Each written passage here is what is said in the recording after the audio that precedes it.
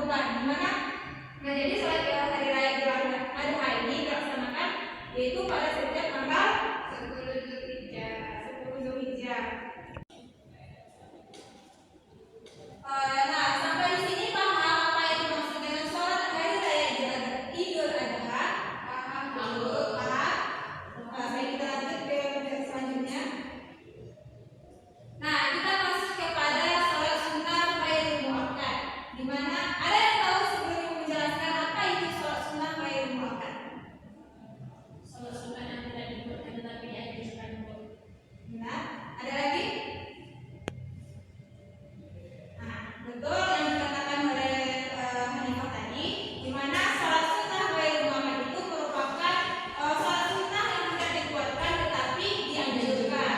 Di mana sholat sunnah ghairil muakkad ini merupakan amalan yang dilakukan oleh Nabi Rasulullah SAW, yang mana tidak selalu beliau melakukannya setiap sholat, setiap saat, di mana terkadang beliau melaksanakannya, tetapi juga meninggalkannya dalam waktu yang berbeda.